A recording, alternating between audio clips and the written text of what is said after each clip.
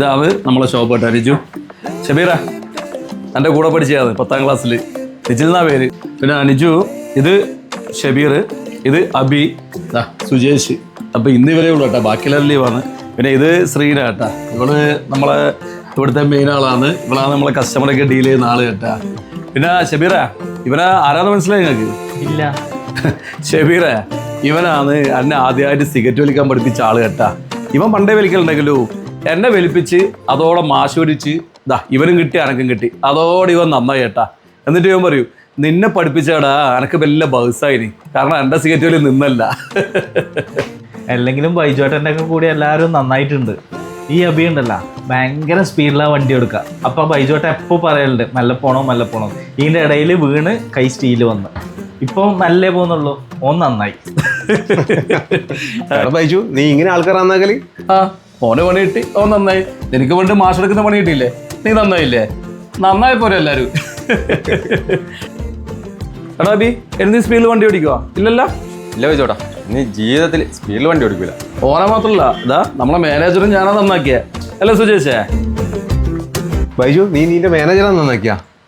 നന്നാക്കണ്ടേ. പിന്നെ ഓനോട് ഞാൻ എപ്പം പറയും, എടാ ഹോട്ടൽ ഭക്ഷണം കഴിക്കാൻ പാടില്ല, ചിക്കൻ അധികം കഴിക്കാൻ പാടില്ല എന്ന് പറയാ. എന്നിട്ടോ വെച്ച് കയറ്റു. ഇപ്പൊ നോക്കുമ്പോൾ കൊളസ്ട്രോൾ കയറി, പിന്നെ വേറെ എന്തൊക്കെയോ പ്രശ്നങ്ങളൊക്കെ വന്നതുകൊണ്ട് ഇപ്പോ ചിക്കൻ തീറ്റൊക്കെ നിർത്തിയിട്ടുണ്ട്. ഇപ്പൊ നല്ല ചീരയും നല്ല ചപ്പാത്തിയും കഞ്ഞിയെല്ലാം കുടിച്ചിട്ട് ഇങ്ങനെ പോകുന്നുണ്ട്.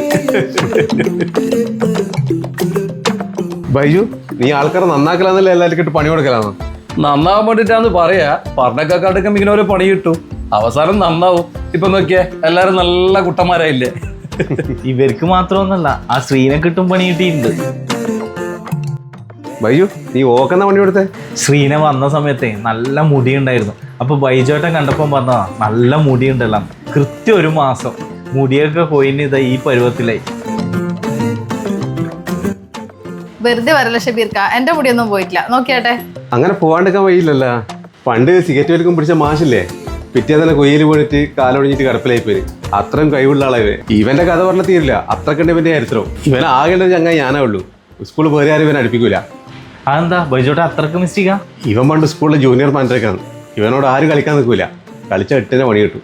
അതുകൊണ്ട് അധികം ചങ്ങായി മാറുന്നില്ല, ഞാൻ മാത്രമേ ചങ്ങായി ആയിട്ടുള്ളൂ. അല്ലേട്ടാ, ബൈജോട്ടനെ കൊണ്ട് നിങ്ങൾക്ക് പണിയൊന്നും കിട്ടിയില്ല? അനക്ക് പണിയൊന്നും കിട്ടില്ല ഷെബീറെ.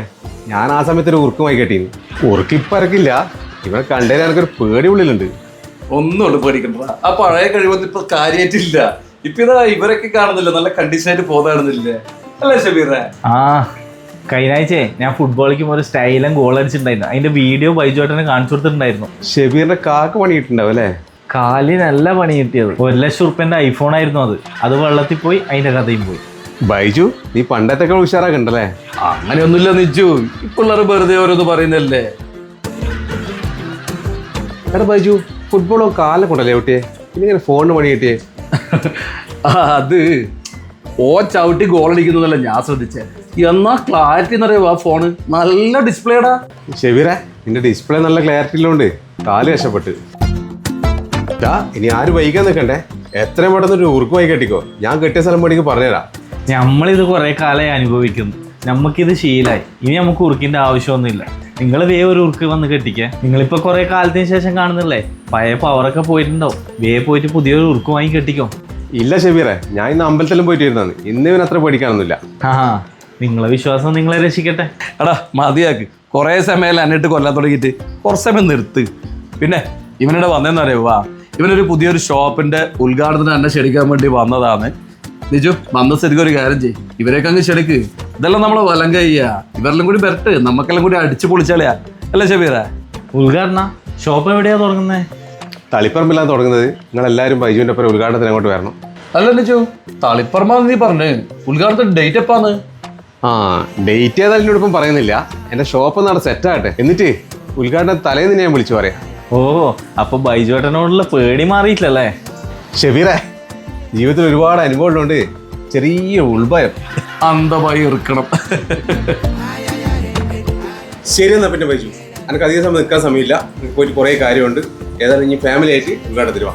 തീർച്ചയായും നിജു, എന്തായാലും ഞാൻ ഉദ്ഘാടനം വരും. പിന്നെ നീടെ അധികം സമയം നിൽക്കണ്ട. അതിന് നിന്നല്ല, ഇവർ എന്നെപ്പറ്റി എന്നും ഒരുപാട് കള്ളക്കഥകൾ പറഞ്ഞു തരാനുള്ള സാധ്യതയുണ്ട്. വേഗം വിട്ടു വന്നാല്. എല്ലാവരും ഉദ്ഘാടനം തന്നെ. വരും. ഇപ്പൊ എന്തായാലും വരും, നീ നടന്നാട്ടെ.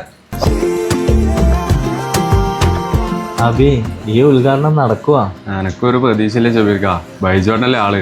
ബൈജോട്ടെ ചുമലിൽ കൈയിട്ടിട്ട് ചങ്ങനെ കൊണ്ടുപോയിനി. പിന്നെ അവര് വീട്ടിലെത്തോന്നു എനക്ക് ഉറപ്പില്ല.